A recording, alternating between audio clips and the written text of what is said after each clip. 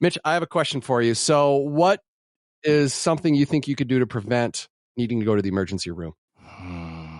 Not riding those little rental scooters around. There you go. Like that's top of mind. That's good. Wear shoes when you bike. I don't know. Like, what are we thinking? Nice. Yeah. Okay. Nice. I like both those things. Although the shoes when you bike, I haven't seen many people with that, but I've definitely seen a lot of scooter injuries.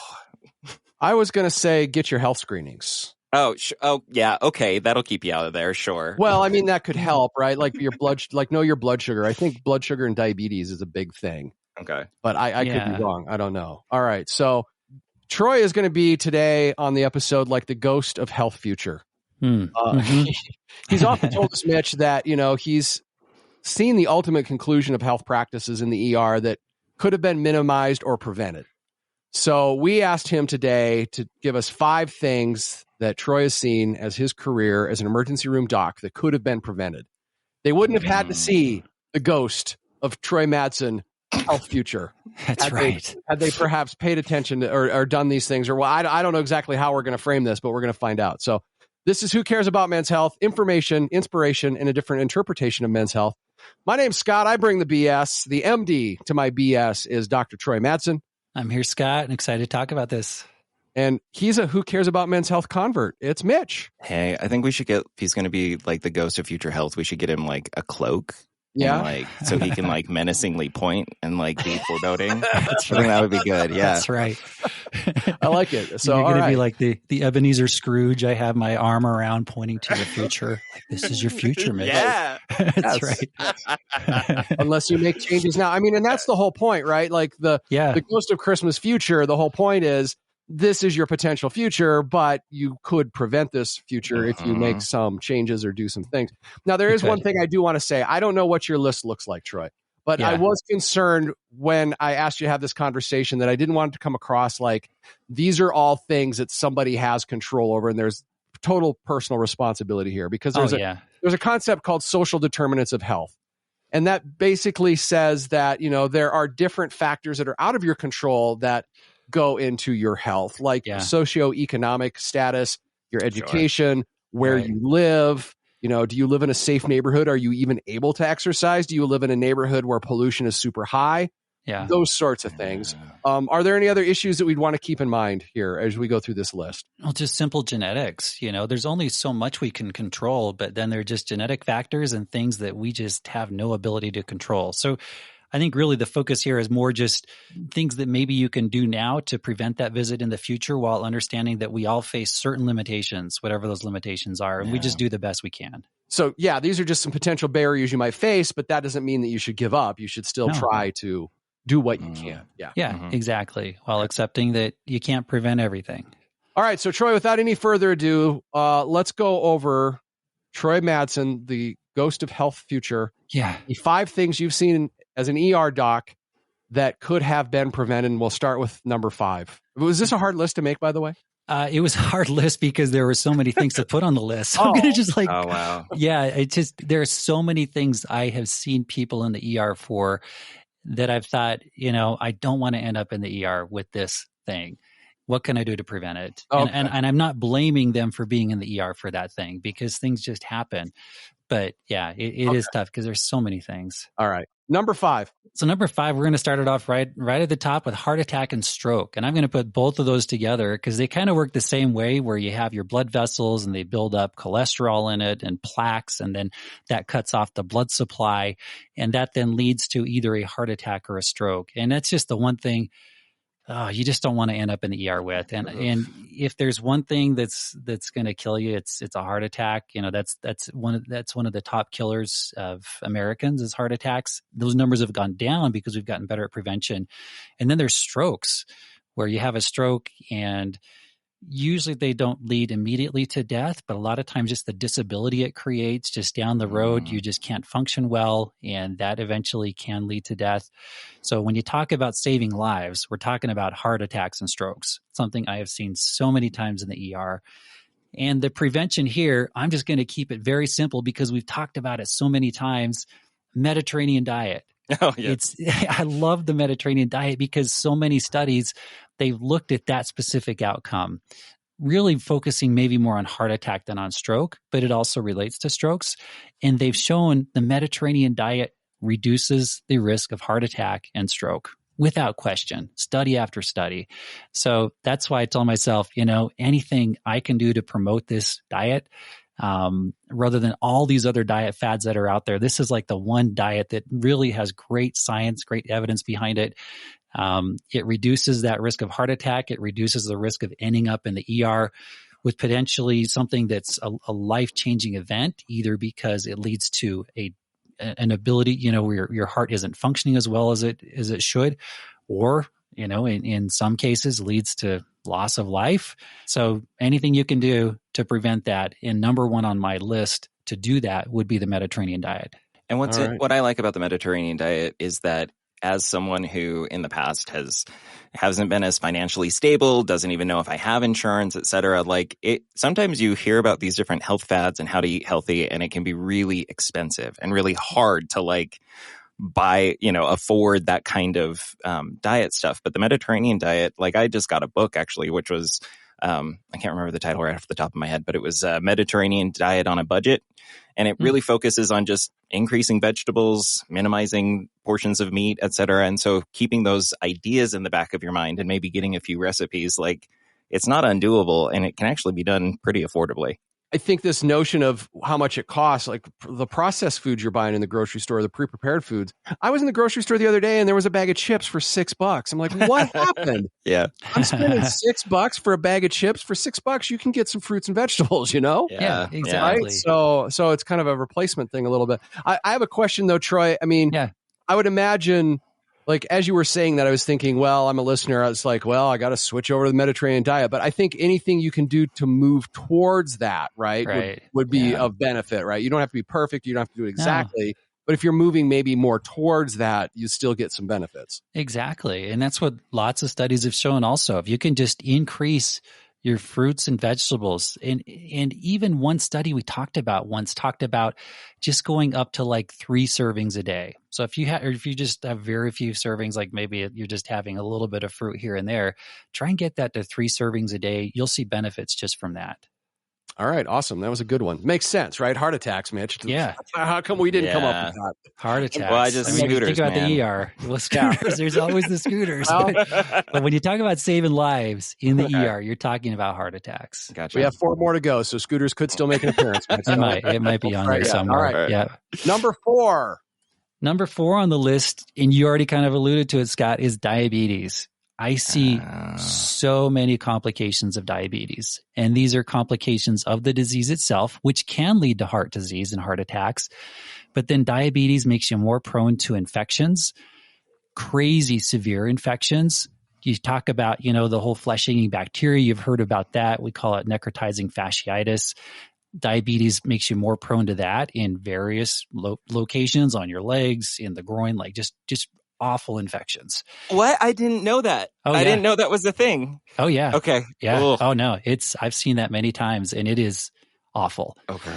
So, again, we're talking about awful, awful things that I've seen that I'm just anything you can do to prevent it. And then there are just the complications of just high blood sugar, what we call diabetic ketoacidosis, where people will maybe have some kind of infection, and that just sets things off with their blood sugar to where they get severely dehydrated and very acidotic. Their blood level is very acid, very acidotic, and that requires admission to the intensive care unit. It's a life-threatening condition. So what I'm getting at here with diabetes would be anything you can do to lose weight. If you're overweight, that's the number one thing you can do to prevent diabetes is focus on weight loss. Really? So less than, well, I guess your diet would have to play into that. Oh, yeah, for sure. Yeah, your diet's going to play into it as part of the weight loss, but anything you can do to improve your weight, like people who are pre-diabetes, even early diabetes on oral medications, that's something that can be reversed or at least improved if you can lose weight. Getting back to our core 4, in this case, sure, it's diet. I'm gonna relate this one a little bit more to exercise. Exercising, just getting out there three times a week, 30 minutes each time. If you're not doing that right now, that's a great place to start.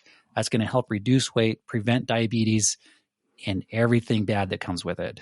plus the exercises we learned in another podcast. I think we didn't we learn that? Yeah, we did. When we talked about weight training for all of us, we learned that physical exercise, especially strength training, helps prevent insulin sensitivity. So that would also help. That's another mechanism why exercise is good. Yeah, exactly. So, okay. All right. Well, I got one, Mitch. How about that? You did. Good for you. Good for you. But I came in at number 4. By the way, are these ranked in any particular order, Troy, or like from least to worst, or worst to least, or no? Or they're just not. Kind of okay. So because I see all of these things, and again, I guess in terms of worst, when you're talking about the most cases of actual death in the ER, that would be number 5 on our list on the heart attacks. But yeah, it's not in any particular order. All right, let's go to number 3. Okay, number 3 is asthma and emphysema. So this is not at all an uncommon thing to see in the ER. And emphysema, or COPD, is just an awful thing to have. It just gets worse and worse and worse over time. And there's not a lot you can do for it. You can do some medications. People will go on steroids for a while. Steroids have their own side effects and own problems. People then go on oxygen. And then over time, they just turn the oxygen up more and more and more until it won't go any higher. And then they'll get some kind of respiratory illness, and that puts them over to the edge, and that's it. I've seen it way too many times. People with just severe COPD in particular who come in, and they're at that point where you say, well, we're going to intubate you. We're going to put a breathing tube in, but and they know that they're probably never going to come off that breathing tube. And that's a really awful situation. So trying to avoid getting to that point, this really gets at smoking. And we've talked about smoking a bit before. If you smoke, try and cut down. That's going to reduce your risk of COPD. Obviously, if you can quit, try to quit.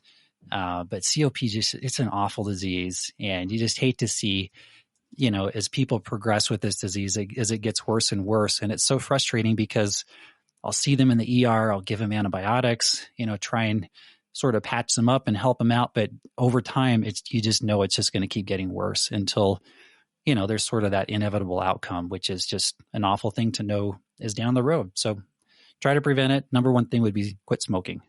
All right. Yeah. Well, and it's not just tobacco either. There was a recent study. It's still early days in the long-term studies, but Johns Hopkins did an article last week about how people who are vaping have an increased chance of asthma and COPD. Yeah. So it's it's even if you think you're skipping a lot of those negative things, that was something that was pitched before. Sometimes these vapes are also being shown to cause it too. Yeah. That's good you brought that up for sure. How about Mitch bringing the research? Hey, I love it. I love it. Citing my alma mater. So proud of you, Mitch. No problem. I got to step it up, man. All right. All right. Number 2. Number 2, and this is a shout out to Mitch because we're going to talk about trauma now. Oh, yeah. Yeah, that's right. So not just scooters, but all trauma in general. Okay. Yeah. So we see so much trauma in the ER, but maybe not as much as you think we do. Because I think some people think of the ER as just crazy, crazy trauma, like one thing after another. But we do see a lot of traumatic injuries. And these injuries range from, cutting your finger with a glass that broke. Yep. That may have happened to Mitch once. That's me. Yeah, to severe motor vehicle collisions.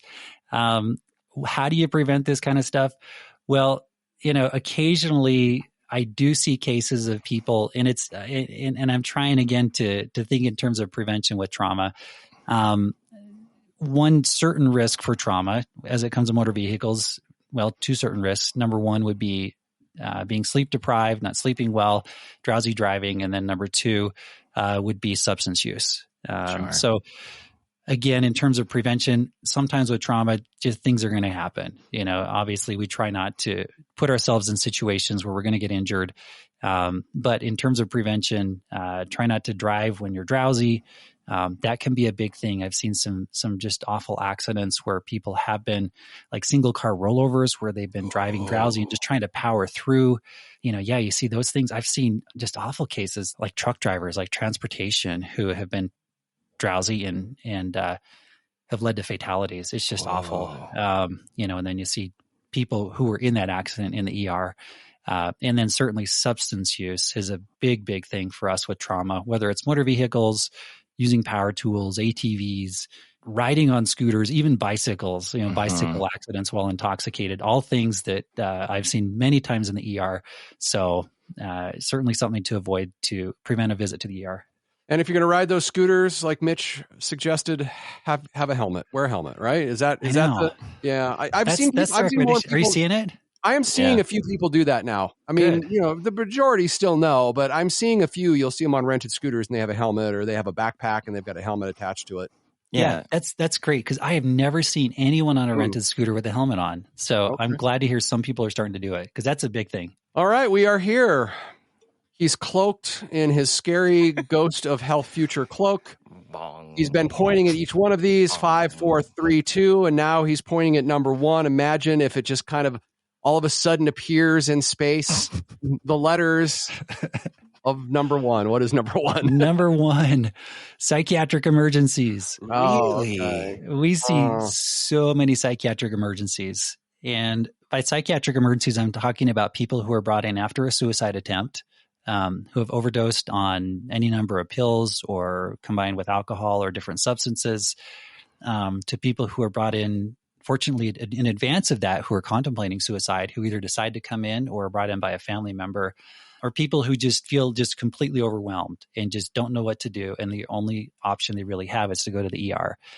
So again, getting to the core 4, the mental health piece of it, anything you can do in advance to recognize maybe some challenges you're facing or challenges a family member or a friend is facing. I think that's time well spent to try and get in to talk to a therapist or get in to see a professional to hopefully avoid that visit to the ER. The takeaway here is recognize the importance of your mental health, take the steps to take care of yourself, and try to help others also in your life who may be needing help to avoid that potential visit to the ER down the road. And some of those warning signs we've talked about on past episodes, men tend to show it in terms of anger a lot of times. I think fatigue is another one we've talked about. What are some of those other kind of warning signs? And I think us guys too also I don't know, it's like with mental health stuff, it's not like physical stuff. Like I can see when I've broken my arm, and it's undeniable evidence sitting right there. I've broken my arm. Yeah. A lot of the times, right? Like if a bone's poking out, you broke your arm. But I think a lot of times we might be experiencing symptoms of, early onset symptoms of mental health issues, but we don't recognize them or we don't take them seriously. What are some other things to look out for? A lot of times some people just become very withdrawn. And then sometimes people will start to talk very openly about suicide and even say things like, or they'll start to give away possessions, things like that. I've seen that. Certainly there are other factors, they're kind of established risk factors, like single older men are more likely to attempt suicide and be successful with suicide. Having firearms in the home is something as well that is a predictor of successful suicide. That's something that we see in the ER as people who have attempted suicide with firearms.